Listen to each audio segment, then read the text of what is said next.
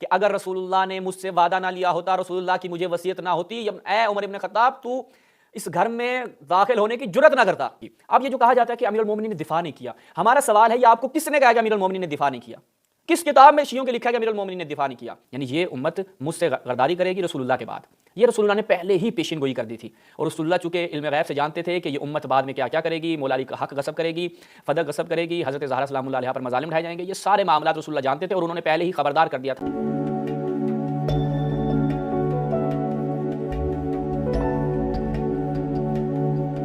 اعوذ باللہ من الشیطان الرجیم، بسم اللہ الرحمن الرحیم۔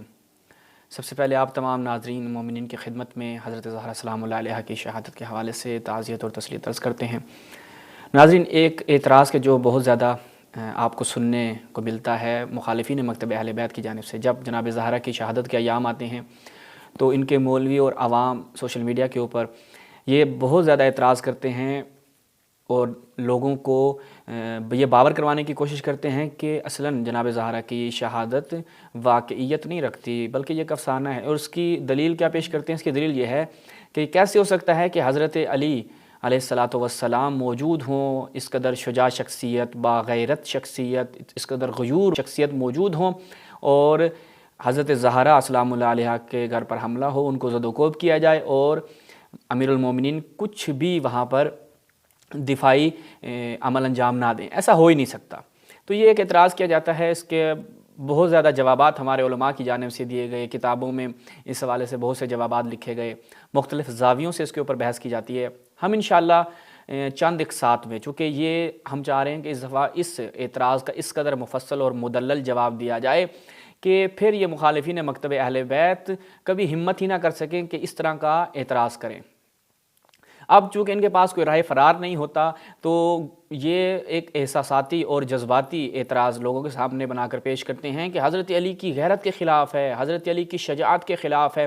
کہ کوئی ان کی بیوی کے ساتھ اس طریقے سے آ کر ایک عمل انجام دے اور حضرت علی کچھ نہ کریں۔ اس پہ بہت زاویوں سے بحث کی جاتی ہے، حلی اور نقضی جوابات پیش کی جاتی ہیں، لیکن انشاءاللہ ہم چند ایک ساتھ میں آپ ملاحظہ کریں گے کہ مختلف جو ہے وہ مختلف جوابات ہم جو آپ کی خدمت میں پیش کریں گے ایک جدید زاویے سے، اور انشاءاللہ ہم جو ہے وہ گزارش کریں گے آپ تمام ناظرین سے کہ وہ ان تمام اقساط کو، یعنی اگر آپ پہلی قسط نہیں دیکھیں گے دوسری قسط دیکھیں گے تو آپ کو وہاں پر کچھ سمجھ نہیں آئے گا کہ ہم نے گزشتہ بحث کیا کی تھی۔ تو اس لیے ہماری جو یہ اقساط ہوں گی یہ ایسا ہوگا کہ گزشتہ سے پیوستہ اقساط ہوں گی، یعنی جو ہم نے گزشتہ صحبت کی ہوگی، گفتگو کی ہوگی، وہ آگے بھی آپ کے لیے فائدہ مند ہوگی اور آپ کو سمجھنے میں آسانی ہوگی۔ اب چلتے ہیں سب سے پہلے ایک روایت کی جانب جہاں سے ہم اپنی گفتگو کا آغاز کریں گے۔ ملاحظہ فرمائیں المستدرک علی الصحیحین، حاکم نیشاپوری کی کتاب ہے، ملاحظہ کریں الجزء الثالث، اس کی یہ تیسری جلد ہے، دارالکتب العلمیہ کی یہ چاپ ہے، مستدرک علی الصحیحین۔ جب ہم اس میں جاتے ہیں تو یہاں پر ایک روایت صفحہ نمبر 150 پہ کتاب معرفت الصحابہ میں یہاں پر ایک حدیث ہے، ملاحظہ فرمائیں۔ خود امام علی علیہ السلام سے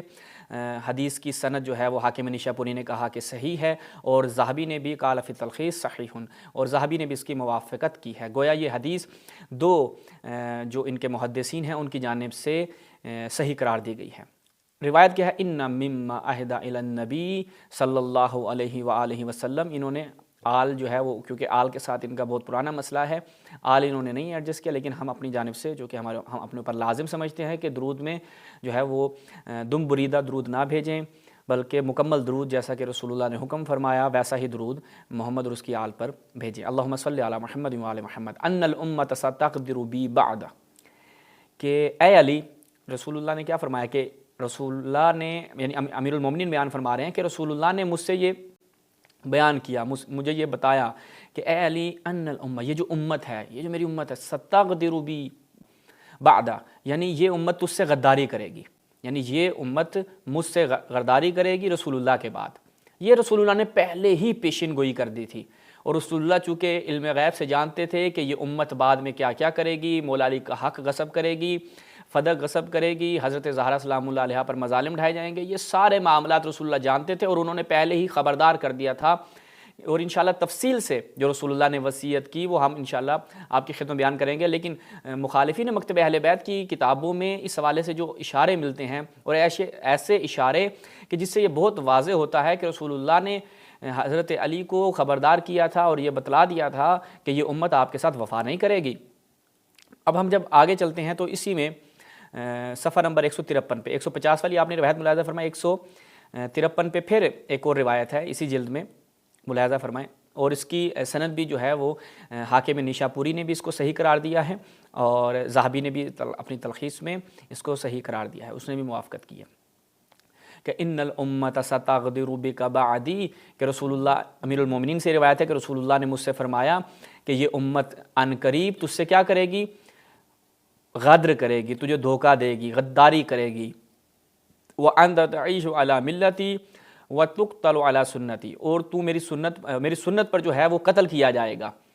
امیر المومنین جو ہیں اس وقت وہ رسول اللہ کی سنت پر ہوں گے، مذہب پر ہوں گے، دین پر ہوں گے، تعیش علی ملتی وتقتل علی سنتی، اور قتل کیا جائے گا رسول اللہ کی سنت پر۔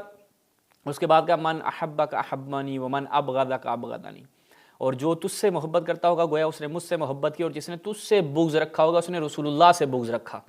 اور یعنی یہ روایت نہایت واضح ہے کہ رسول اللہ اپنی اس امت میں کون تھے اس وقت؟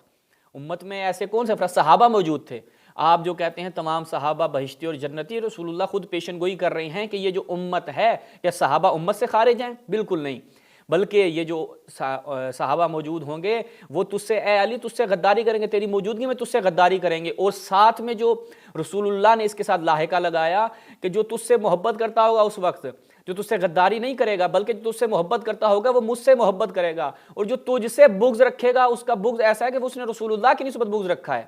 اور یہ صحابہ کا خود رسول اللہ نے بیان کر دیا، اور امیر المومنین کو یہ خبر دی کہ یہ امت آپ سے غداری کرے گی۔ تو یہاں تک یہ چیز ہمارے ناظرین کے لیے نہایت واضح ہو گئی کہ رسول اللہ نے اس طرح کی جو پیشن گوئیاں کی وہ کیا تھی کہ یہ امت غداری کرے گی۔ اب دیکھیں، اب آ جائیں ایک اور کتاب الاستیعاب فی معرفت الاصحاب، ابن عبد البر صاحب کی کتاب المجلد الثانی، اس کی دوسری جلد ہے، اس کے صفحہ نمبر 397۔ جب ہم یہاں پہ جاتے ہیں تو امیر المومنین کیا کہتے ہیں؟ وَأَيْمُ اللَّهِ، خدا کی قسم، لولا مخافت الفرقہ، اگر مجھے تفرقے کا خوف نہ ہوتا، اور یہ خوف نہ ہوتا ہے وَأَنْ يَعُودَ الْكُفْرِ، کہ یہ امت جو ہے کفر کی طرف پلٹ جائے گی، تو اگر مجھے یہ خوف نہ ہوتا تو میں قیام کرتا۔ فَصَبَرْنَا عَلَى بَعْضِ الْعَلَمِ، میں نے کیا کیا؟ اسی خوف سے کہ یہ امت کیونکہ ابھی تازی مسلمان ہوئی ہے اور بہت سے ایسے لوگ ہیں جنہوں نے ابھی دل سے اسلام کو قبول نہیں کیا، اگر مجھے اس چیز کا خوف نہ ہوتا تو میں قیام کرتا، لیکن میں نے صبر کیا ہے، چونکہ اس امت کا، یعنی امت کے اتحاد کے لیے تفرقہ نہ پھیلے۔ یہ آپ نے اپنے ذہن میں رکھنا ہے کہ تفرقہ جو ہے یہ نہ پھیلنے کے سبب مولا امیر المومنین نے صبر کیا ہے۔ انشاءاللہ آگے چل کے ہم عثمان کے حوالے سے، جناب عثمان اہل سنت کے تیسرے خلیفے کے حوالے سے اسی طرح کے الفاظ آپ کو دکھائیں گے، لیکن تھوڑے سے فرق کے ساتھ۔ یہ بس آپ نے جملات جو ہیں وہ اپنے ذہن میں رکھنے ہیں، تبھی میں نے کہا کہ آپ ہمارے ان تمام اقساط کو تسلسل سے ملاحظہ کیجیے گا۔ اب جو یہ آپ کے سامنے ہم نے اشارتاً جو رسول اللہ کی وصیت ہے امیر المومنین کے لیے کہ یہ امت آپ سے دھوکہ کرے گی، غدر کرے گی، بے وفائی کرے گی، یہ آپ نے اپنے ذہن میں رکھ لیا، اہل سنت کی صحیح روایات سے ہم نے آپ کی خدمت میں پیش کیا۔ اس کے بعد مسند امام احمد ابن حنبل میں چلے۔ اچھا جی، اس کی پہلی جلد میں دارالحدیث قاہرہ کی یہ چھاپ، اسنادہ صحیح، 695 نمبر حدیث، صفحہ نمبر 369۔ جب اس میں ہم جاتے ہیں تو روایت کیا ہے؟ روایت ہے کہ خود امیر المومنین سے، قال رسول اللہ نے فرمایا، انہ سیکون بعدی اختلاف او امر، کہ ان قریب رسول اللہ نے فرمایا میرے بعد اختلاف ہوگا، یعنی یہ امت جو ہے وہ اختلاف کا شکار ہو جائے گی منصب امامت کو لے کر، یا کسی بھی حوالے سے آپ کہہ سکتے ہیں کہ امیر المومنین سے دور ہو جائے گی۔ اگر اس روایت کو ہم پچھلی روایات کے ساتھ رکھیں تو معاملہ نہایت واضح ہو جائے گا کہ یہ امت امیر المومنین سے غداری کرے گی، اختلاف پیش آ جائے گا۔ تو امیر المومنین کا وہاں پہ کیا وظیفہ ہے؟ رسول اللہ نے امیر المومنین کو جو وصیت کی ہے، اور یہ وصیت تفصیل سے ہم شیعہ کتابوں سے بھی آپ کی خدمت میں پیش کریں گے، یہاں پر جو اہل سنت روایات کے اندر ہمیں ملتا ہے فَإِنِ اسْتَطَعْتَ أَن تَكُونَ السِّلْمَ فَافْعَلْ، مولا امیر المومنین کو رسول اللہ صلی اللہ علیہ وآلہ وسلم نے فرمایا کہ اے علی، اگر اس وقت تو مصالحت کر سکتا ہو، اس وقت تو صلح و صفائی کے ساتھ رہ سکتا ہو، صبر کر سکتا ہو، تو فافعل، وہی کام کرنا، یعنی تلوار نہیں اٹھانی، تفرقہ ایجاد نہیں کرنا، اس وقت آپ نے صبر کرنا ہے، بس آپ نے اس وقت صبر کا مظاہرہ کرنا ہے، کچھ بھی اگر یہ آپ کے خلاف کریں آپ نے صبر کرنا ہے، امت کو جوڑے رکھنا ہے۔ یہ اہل سنت کتابوں سے ہم نے آپ کی خدمت میں وصیتیں پیش کی۔ اب یہ جو کہا جاتا ہے کہ امیر المومنین نے دفاع نہیں کیا، ہمارا سوال ہے یہ آپ کو کس نے کہا کہ امیر المومنین نے دفاع نہیں کیا؟ کس کتاب میں شیعوں کے لکھا ہے کہ امیر المومنین نے دفاع نہیں کیا؟ چونکہ سوشل میڈیا ان کے پاس رہا، آج کے دور میں سوشل میڈیا پہ ان کی کثرت دیکھتے ہیں، اس سے پہلے حکومتیں ان کی ہوتی تھیں، بنو امیہ، بنو عباس، یہ ایک پورا سلسلہ جو ان کی طرف سے چلتا آیا، اکثریت کی وجہ سے انہوں نے غلبہ حاصل کیا اور یہ چیز لوگوں کے ذہن میں ڈال دی، اور افسوس کے ساتھ کہنا پڑتا کہ ہمارے بعض نادان شیعوں نے بھی اس کو قبول کر لیا کہ واقعی جی امیر المومنین نے دفاع نہیں کیا۔ ہم دیکھتے ہیں سوال کر رہے ہوتے کہ جی امیر المومنین دفاع کیوں نہیں کیا؟ وہاں پر آپ کو دفاع کرنا چاہیے تھا۔ جیسے امام زمانہ کے حوالے سے ایک یہ شوشہ چھوڑ دیا گیا کہ وہ جی غار میں رہتے ہیں، غار میں الیاذ باللہ چھپے ہوئے ہیں، تو لوگوں نے یقین کر لیا۔ آج اہل سنت یہی ڈنڈورا پیٹتے ہیں، جبکہ شیعوں کی کسی کتاب میں یہ عقیدہ ہمیں نہیں ملتا۔ لیکن کیا ہے، ایک شور یعنی آپ یہ کہہ لیں کہ شوشہ چھوڑا گیا اور خود ہمارے شیعہ بھی اس کو باور کر لیتے ہیں، اس پہ یقین کر لیتے ہیں۔ پہلی بات آپ کی خدمت میں عرض کریں، قطعاً ایسا نہیں ہے۔ اہل تشیع کی اگر آپ ابتدائی کتابوں کو دیکھیں، وہاں سے یہ چیز معلوم ہوتی ہے کہ امیر المومنین نے دفاع کیا ہے۔ اور ملاحظہ فرمائیں اس حوالے سے کتاب سلیم ابن قیس ہلالی، تشیع کے ہاں نہایت معتبر کتاب، اور جو اعتراضات کتاب سلیم کے حوالے سے کیے جاتے ہیں محققین کی خدمت میں عرض کروں گا، اور خود اہل سنت علماء بھی کہ جو ہم کہہ لیں معتدل قسم کے افراد ہیں، وہ اس تحقیق کے ساتھ، جو شیخ محمد باقر انصاری زنجانی کی تحقیق ہے، اس تحقیق کے ساتھ اس کتاب کو خریدیں اور اس کو مطالعہ فرمائیں، تاکہ جو سلیم بن قیس ہلالی کے حوالے سے اعتراضات کیے جاتے ہیں وہ آپ کو سمجھ میں آ سکے کہ ان اعتراضات کی کوئی حیثیت نہیں، اور یہ کتاب معتبر کتاب ہے تشیع کے ہاں۔ اس کی پہلی جلد میں ہم جب جاتے ہیں، ملاحظہ فرمائیں، یہ جو کہا جاتا ہے کہ امیر المومنین نے دفاع نہیں کیا۔ فَوَثَبَ عَلِيُّ عَلَيْهِ السَّلَامُ فَأَخَذَ بِتَلَابِيبِهِ ثُمَّ نَتَرَهُ فَصَرَعَهُ وَوَجَعَ أَنْفَهُ وَرَكْبَتَهُ وَهَمَّ بِقَتْلِهِ کہ امیر المومنین جو ہیں وہ اس شخص کی جانب کہ جس نے حضرت زہرا سلام اللہ علیہا کی شان میں جسارت کی، اس کی طرف لپکے ہیں۔ اس شخص کا میں نام لینا جو ہے وہ مناسب نہیں سمجھتا، لیکن ہمارے بہت سے ایسے ناظرین ہیں ان کے لیے یہ چیز مخفی نہ رہے، تو ہم نام لے کر وضاحت کے ساتھ آپ کی خدمت پیش کریں گے کہ جناب عمر ابن خطاب جب انہوں نے جناب زہرا سلام اللہ علیہ کی شان میں جسارت کی کوشش کی، تو امیر المومنین ان کی طرف گئے، ان کو گریبان سے پکڑ کر زمین پہ دے مارا، اور ناک اور گردن میں ان کو درد محسوس ہوا، یعنی ان کا درد نکل گیا، آواز چیخیں نکلنے لگ گئیں، اور امیر المومنین چاہتے تھے وہمہ بقتلہ کہ اس کو قتل کر دیں، لیکن فَذَكَرَ قَوْلَ رسول اللہ صلی اللہ علیہ وآلہ، لیکن امیر المومنین کو رسول اللہ کا وہ قول یاد آ گیا، وَمَا أَوْصَاهُ بِهِ، اور وہ جو وصیت رسول اللہ نے امیر المومنین کو کی تھی، وہ وصیت امیر المومنین کو یاد آ گئی، اور کہا وَالَّذِي كَرَّمَ مُحَمَّدًا بِالنُّبُوَّةِ يَا ابْنَ السَّحَاقِ لَوْلَا كِتَابٌ مِّنَ اللَّهِ سَبَقَ وَأَحَدٌ أَحْدَهُ إِلَيَّ رسول اللہ صلی اللہ علیہ وآلہ وسلم لَعَلِمْتَ أَنَّكَ لَا تَدْخُلُ بَيْتِي، کہ اگر رسول اللہ نے مجھ سے وعدہ نہ لیا ہوتا، رسول اللہ کی مجھے وصیت نہ ہوتی، اے عمر ابن خطاب تو اس گھر میں داخل ہونے کی جرت نہ کرتا، میں تجھے بتاتا پھر،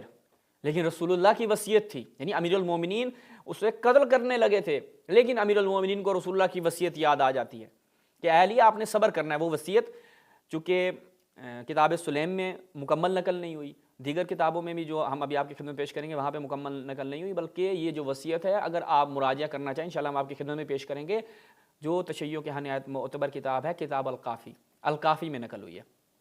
تو یہاں پر آپ نے ملاحظہ فرمایا کہ امیر المومنین نے وہاں پر جناب دفاع کیا ہے۔ اچھا جی، اس کے بعد آگے بڑھتے ہیں اور دیکھتے ہیں کہ پھر اسی کتاب میں آپ جائیں صفحہ نمبر 586 پہ، وہاں پر بھی یہی الفاظ ہیں، فَوَثَبَ عَلِيٌّ۔ اچھا جی، پھر اس سے اگلے صفحے 864 پہ جائیں تو یہاں پر بھی وہی الفاظ ہیں کہ جو آپ کی خدمت بیان کیا، اس کو دوبارہ تکرار کرنے کی ضرورت نہیں ہے۔ اب آ جائیں اگلی کتاب الاحتجاج۔ الاحتجاج تبرسی، اس کتاب کے مقدمے میں خود مؤلف نے جناب آغا تبرسی نے اس چیز کا دعویٰ کیا ہے اور بیان کیا ہے کہ اس کتاب میں میں نے جو اسناد کو حذف نہیں، بعض جگہوں پہ انہوں نے کیونکہ شروع میں انہوں نے اسناد کو حذف کیا ہے۔ اب یہ جو روایت میں اس کتاب میں نقل کر رہا ہوں، یہ روایت تشیع کے ہاں یا تو متواتر ہیں، مورد قبول ہیں، اور ان روایات کے حوالے سے تشیع کے ہاں شہرت پائی جاتی ہے، وہ میں اپنی اس کتاب میں نقل کر رہا ہوں۔ یہاں پر ایک روایت نقل کرتے ہیں، توجہ فرمائیں، صفحہ نمبر 201 احتجاج تبرسی کی جلد نمبر 1۔ بالکل وہی روایت فہم بہی عمر بن الخطاب فصب الیہ امیر المؤمنین علی ابن ابی طالب علیہ الصلوۃ والسلام، اور جب امیر المومنین اس کی طرف لپکتے ہیں اس کو پکڑ کر زمین پہ پٹکتے ہیں اور کیا کہتے ہیں، لولا کتاب من اللہ سبق وعہد من رسول اللہ صلی اللہ علیہ وآلہ وسلم، اگر رسول اللہ نے مجھ سے عہد نہ لیا ہوتا، مجھے وصیت نہ کی ہوتی، تو میں تجھے بتاتا ایتنا اضعف ناصرا واقل عددا، میں تجھے پھر بتاتا کہ کون کمزور ہے اور کون طاقتور ہے۔ یہ رسول اللہ کی وصیت ہے کہ میں اس سے آگے تیرے ساتھ کچھ نہیں کر رہا، ورنہ تجھے قتل کر دیتا، اور یہ تیرے اندر جو جرت پیدا ہوئی ہے کبھی تو اس کام کی جرت نہ کرتا۔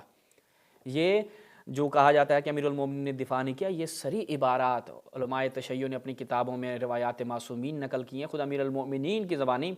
کہ امیر المومنین نے وہاں پر دفاع کیا ہے، البتہ تلوار ہاتھ میں نہیں اٹھائی، دفاع شمشیری نہیں کیا،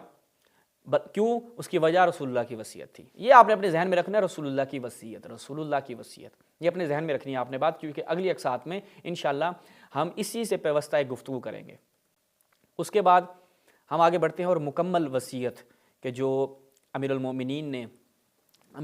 کو رسول اللہ نے کی ملاحظہ فرمائیں۔ الکافی، کتاب الکافی یعقوب کلینی، المجلد الاول، دارالحدیث کی کم کی یہ چاپ ہے، اس کی پہلی جلد میں جب ہم جاتے ہیں تو یہاں پر ملاحظہ فرمائیں صفحہ نمبر 705، کتاب الحجہ۔ اچھا، جب یہاں پہ جاتے ہیں تو ملاحظہ کیجیے گا، یہ توجہ کرنی ہے آپ نے اس وصیت کی جانب، طولانی ہے، تقریباً 4-5 صفحات پہ مشتمل ہے، لیکن میں جو جس جگہ سے ہم استناد کر رہے ہیں، جسے ہم بطور دلیل آپ کی خدمت پیش کر رہے ہیں، فقط وہی جملات بیان کریں گے۔ وَقَانَ فِي مَا اشْتَرَطَ عَلَيْهِ النَّبِيُّ بِأَمْرِ جِبْرِيلَ فِيمَا أَمَرَ اللَّهُ عَزَّ وَجَلَّ أَنْ قَالَ لَهُ يَا عَلِيُّ تَفِي بِمَا فِيهَا مِنْ مُوَالَاةِ مَنْ وَالَى اللَّهُ وَرَسُولَهُ وَالْبَرَاءَةِ وَالْعَدَاوَةِ لِمَنْ عَادَى اللَّهُ وَرَسُولَهُ وَالْبَرَاءَةِ مِنْهُمْ عَلَى الصَّبْرِ مِنْكَ وَعَلَى قَدْمِ غیظ وعلی ذہاب حقک وغصب خمسک وانتہاک حرمتک۔ یہ جو پہلا جملہ ہے، یعنی جو پہلا پیراگراف ہے، اس میں کیا بیان کر رہے ہیں کہ اللہ تعالیٰ نے جبریل کو حکم دیا اور وہ رسول اللہ کے پاس آئے، اور رسول اللہ کو کیا بیان کیا کہ علی سے کہو کہ وہ وفا کرے، کس چیز کی، یعنی کس چیز کی وفاداری کرنی ہے، کہ موالات رکھے، دوست رکھے، جو اللہ کے والی، اللہ کے دوست ہیں، اللہ کے رسول کے دوست ہیں، ان سے دوستی رکھے، جو اللہ کے دشمن ہیں، اللہ کے رسول کے دشمن ہیں، ان سے اظہار برات کرے۔ اور کیا کرنا ہے آپ نے، اور یہ اظہار دوستی اور اظہار برات کیسے ہوگا کہ اے علی تم نے صبر کرنا ہے، یہ تم کام کیسے کرو گے، یہ وفا کیسے کرو گے، صبر کر کے، وعلی قدم الغیظ، اپنے غصے پہ، اپنے جذبات پہ تم نے قابو رکھنا ہے، اور تمہارا کیا ہوگا، حق غصب کیا جائے گا، تم نے اپنے حق کہ غصب ہو جانے پر صبر کرنا ہے۔ یعنی رسول اللہ نے وصیتیں کی تھی اور یہ پہلے ہی بتا دیا تھا کہ علی تمہارا حق غصب کیا جائے گا، وانتہاک حرمتک، اور تمہاری حد تک کی حرمت کی جائے گی، حرمت پائمال کی جائے گی، وہاں پر بھی تم نے صبر کرنا ہے اور خدا سے کیے وعدے کو وفا کرنا ہے۔ اس کے بعد فقال نعم یا رسول اللہ، امیر المومنین بھی قبول کرتے ہیں۔ اس کے بعد کیا جی، لقد سمعت، امیر المومنین کہتے ہیں میں نے سنا کہ جبریل نے یقول للنبی، نبی سے کیا فرمایا، یا محمد عرفہ،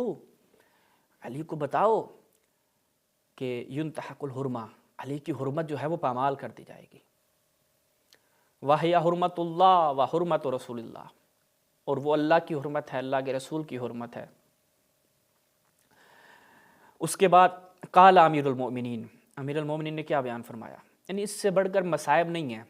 خود امیر المومنین کی زبانی اگر آپ مصائب پڑھنا چاہتے ہیں جناب زہرا کی شہادت کے ایام میں، تو فقط یہی ایک وصیت آپ مطالعہ کر لیں، اس سے بڑھ کر میں نہیں سمجھتا کوئی مصائب ہے۔ جب یہ وصیت کی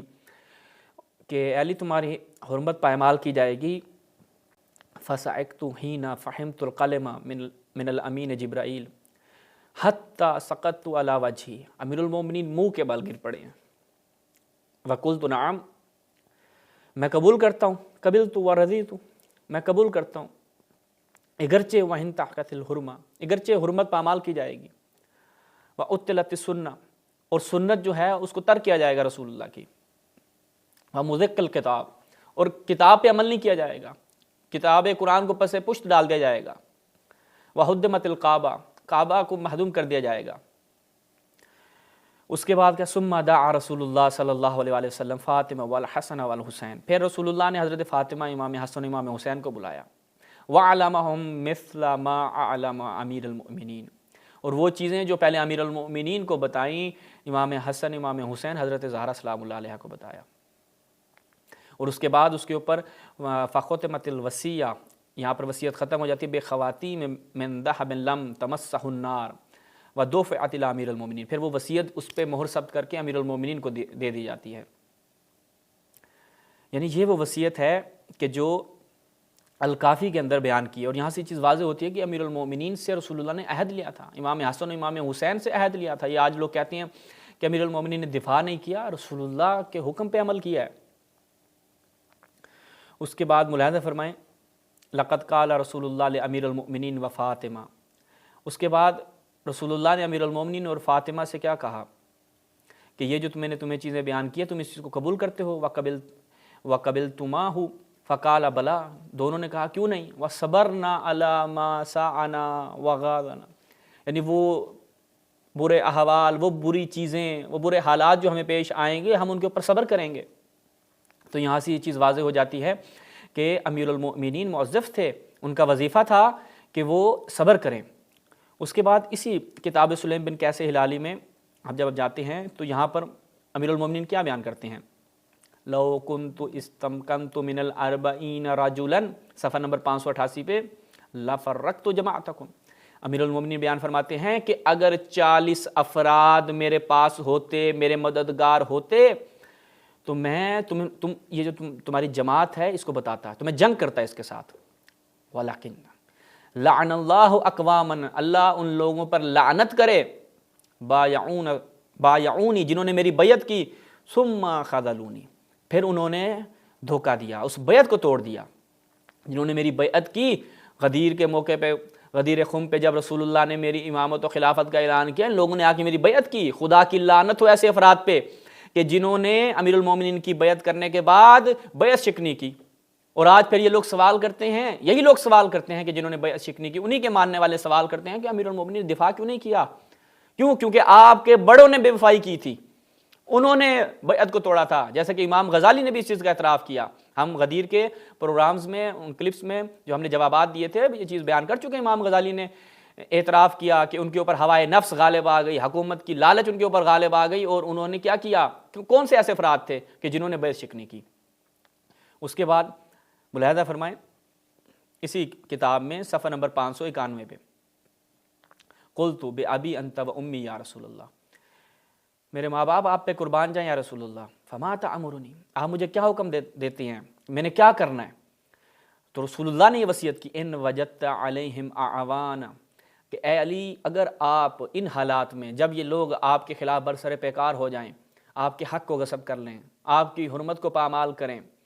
اگر آپ کے پاس مددگار ہوں، اور پچھلی ہم نے اس میں بیان کیا کہ امیر المومنین نے بیان فرمایا اگر 40 افراد میرے یاور و مددگار ہوتے تو میں لوگوں کو بتاتا۔ یہاں پر رسول اللہ فرماتے ہیں ان وجدت علیہم اعوانا فجاہدہم ونابدہم، تو ان سے جہاد کرنا، ان کے خلاف جنگ کرنا۔ وَإِن لَمْ تَجِدْ أَعْوَانًا، اگر اے علی آپ کے پاس مددگار نہ ہوں تو اس کے بعد کیا ہے، فَبَعْیَ وَحْكَنْ دَمَكَ، اس وقت بیعت کر لینا اور اپنے خون کو محفوظ رکھنا۔ اب یہاں پہ جو بیعت ہے یعنی یہ اجباری اور اکراہی بیعت ہے، جس کے بارے میں خود علماء اہل سنت نے لکھا ہے۔ میں آپ کی خدمت میں ابھی اگر مجھے مل جائے تو میں ابھی بھی بیان کر دیتا ہوں، اور دیگر مقامات پہ بھی ہم نے اس کو بیان کیا ہے کہ جو اجباری بیعت ہوتی ہے وہ کسی بھی کام کی نہیں ہوتی، یعنی وہ قبول نہیں کی جاتی۔ اچھا جی، اگر مجھے یہ ابھی روایت مل جاتی ہے تو میں آپ کو یہ ابھی دکھا دیتا ہوں تاکہ اس حوالے سے جی ملاحظہ فرمائیں۔ بیعت اجباری کا کوئی فائدہ نہیں ہوتا، اہل سنت کے ہیں، اہل سنت کی مبانی الامامۃ العظمیٰ عند اہل السنہ والجماعہ۔ جب ہم اس میں جاتے ہیں، اس میں دیکھیں کہ کیا فرماتے 6 نمبر پہ، الحریۃ الکاملہ للمبایع فی البیع، بیعت کرنے والے شخص کے لیے بیعت میں آزادی ہونی چاہیے۔ وہ کہتے ہیں جیسے کہ کما فعل الصحابہ رضوان اللہ تعالی علیہم فی بیعت الخلفاء الراشدین، یہ پھر ان کا اپنا ایک جو ہے وہ ظاہری بات ہے، انہوں نے سچ تو بولنا نہیں ہوتا۔ کہتے ہیں جیسے صحابہ نے جو ہے وہ کیا کیا تھا، بڑی رضایت کے ساتھ بیعت کی، جبکہ عمر ابن خطاب نے کہا کہ اگر کوئی بھی خلاف ہو میں اس کا قتل کر دوں گا۔ فتح الباری میں ابن حجر اسقلانی وغیرہ نے لکھا کہ عمر نے کہا میں قتل کر دوں گا۔ سعد بن عبادہ قتل ہوا نا، کیوں مخالفت کی تھی؟ تو جو بیعت ہوتی ہے وہ کیا ہوتی ہے؟ اجباری نہیں ہوتی، اکراہی نہیں ہوتی، اور اسی بنا پر کہتے ہیں کہ اگر کوئی شخص مجبوراً کراہت کے ساتھ بیعت کر لے تو لازم نہیں ہے اس کے اوپر عمل کرے، یعنی وہ بیعت اس کے سر نہیں ہے۔ یہ خود ان کے یہ پوری اگر عبارت میں آپ کی خدمت بیان کروں کہ نیچے وہ اس کے مصادیق بھی بیان کرتے ہیں کہ روا ابن جریر عن الامام مالک کے کچھ لوگ تھے، انہوں نے جو ہے وہ بیعت کی تو ان کے حوالے سے کیا انما کنتم مکرہین ولیس للمکرہ بیعہ، جو مکرہین ہوتے ہیں کہ جو کراہت کے ساتھ کسی کی بیعت کرتے ہیں وہ بیعت نہیں ہوتی۔ بیعت کیا ہوتی ہے؟ جو رضایت کے ساتھ ہو، جو رضامندی کے ساتھ ہو، اور تشیعوں کا اس چیز پہ اجماع ہے کہ رضایت کے ساتھ امیر المومنین نے ان کی بیعت نہیں کی۔ تو یہاں تک آپ کی خدمت میں جو پہلی قسط تھی بیان کیا کہ نہایت ہی واضح کہ امیر المومنین کے حوالے سے جو یہ بیان کیا جاتا ہے کہ انہوں نے دفاع نہیں کیا، قطعاً غلط ہے۔ اس کے بعد کہا جاتا ہے کہ امیر المومنین نے دفاع کیوں نہیں کیا؟ کیونکہ یاور و مددگار نہیں تھے۔ یہ آخری عبارت ملاحظہ فرمائے وقعۃ الصفین میں، ناصر ابن مزاحم کی یہ کتاب ہے، اس میں جب ہم کہتے ہیں بالکل وہی عبارت استمکنت من 40 رجلا، کہ اگر 40 افراد میرے پاس ہوتے، 40 مددگار میرے پاس ہوتے، ٹھیک ہے، یعنی کیا مطلب لو ان معی 40 رجلا یوم فتش البیت، یعنی بیت فاطمہ، تو میں ان لوگوں کو بتاتا کہ یہ کس طرح فاطمہ کے گھر پہ حملہ کرتے ہیں۔ اگر 40 افراد میرے ساتھ ہوتے تو امیر المومنین کے پاس یاور و مددگار نہ تھے، اور رسول اللہ کی وصیت تھی کہ اگر یاور و مددگار ہوں تو جہاد کرنا، ورنہ اپنے خون کی حفاظت کرنا امت میں۔ اور خود ہم نے الاستیاب سے دکھایا کہ امت میں تفرقہ ایجاد نہ ہو، تبھی امیر المومنین نے صبر کیا۔ یہاں پہ انشاءاللہ تشیع کی روایات سے آپ کی خدمت میں بیان کیا کہ امیر المومنین نے دفاع کیا تھا۔ انشاءاللہ اگلی جو ہماری اقساط ہوں گے اس میں نہایت تفصیل کے ساتھ اسی سے پیوستہ ایک گفتگو کریں گے تاکہ یہ مسئلہ نہایت واضح و روشن ہو جائے۔ تب تک کے لیے اجازت دیجیے، والسلام علیکم ورحمۃ اللہ۔